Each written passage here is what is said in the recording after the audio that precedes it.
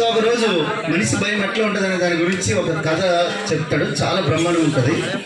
So అదేంటంటే ఒకరోజు శ్రీకృష్ణదేవరాయలు భువన విజయంతో కలిసి ఆయన ఉంటాడనమాట. భువన విజయంలో కూర్చుంటాడు. భువన విజయం అంటే అష్ట దిగ్గజ కవులు, వీళ్ళందరూ కలిసి ఒక సభను ఏర్పాటు చేసుకుంటారు. దాన్నే భువన విజయం అంటారు దాన్ని. సో ఆ భువన విజయంలో కూర్చొని ఒక వారణాసి నుంచి ఒక పండితుడు వస్తారు. సకల కళా పండితుడు అనమాట. అన్నీ వస్తాయి ఆయనకి, అన్ని అన్నీ వస్తాయి ఆయనకి. అర్థమైంది నాకు, నేను చెప్పలేను కాబట్టి నేను చెప్పేసిన. ఇందులో మీరు ఏదైనా రాసుకోండి, ఏదైనా వేసుకోండి. అర్థమైందా? అయితే ఆయన వచ్చాడు. వచ్చిన తర్వాత మాట్లాడుతున్నాడు.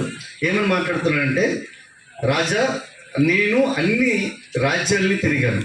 అప్పట్లో రాష్ట్రాలు ఉండేవి కాదు కదా, ఊరికి కూడా ఒక రాజ్యం అనమాట అక్కడ. సో అన్ని రాజ్యాలు తిరిగాను. చాలా రాజ్యాల నుంచి నాకు సన్మానం జరిగింది. నా ఎంత గొప్పోడు లేడు, నా ఎంత తెలివైనడు లేడు. అర్థమైనా? నా అంత గొప్ప పండితులు ఎవరు లేరు. ఒకవేళ నన్ను ఎవరైనా ఇక్కడ ఓడిస్తే నేను వాళ్ళని నా యొక్క బిరుదులన్నీ ఇచ్చేసి నేను ఇక్కడి నుంచి వెళ్ళిపోతాను. నేను ఒప్పుకుంటా, నాకు ఎటువంటి పాండిత్యం ఇతరుల కంటే తక్కువ ఉంది అనుకో చెప్పి నేను ఒప్పుకుంటాను చెప్తాడు. అలాగే ఏమంటాడంటే, ఒకవేళ మీరు ఓడిపోతే నన్ను గురువుగా స్వీకరించాలి అని చెప్తాడనమాట. సరే, శ్రీకృష్ణదేవరాయలు కొద్దిగా సమయస్ఫూర్తి అంటాడు. సరే, రేపు పెట్టుకుందాం పోటీ అనుకుని అంటాడు. ఈ లోపల భువన విజయంలో ఉన్న కవులందరినీ పిలిచి 8 మంది కవులను పిలిచి అంటాడు. ఏమంటాడంటే, ఎవరైనా ఆ పండితుని ఓడిస్తే మన యొక్క రాజ్యం యొక్క పరువు నిలబడుతుంది. అనుకునంటే చాలా కష్టం.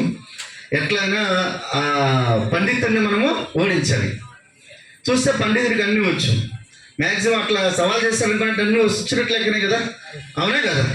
సో ఆ సిచ్యువేషన్లో ఎవరు రాదు, ఏ యొక్క కవి రాడు.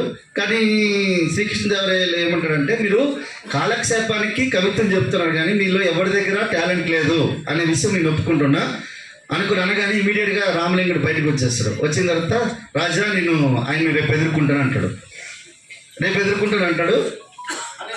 రేపు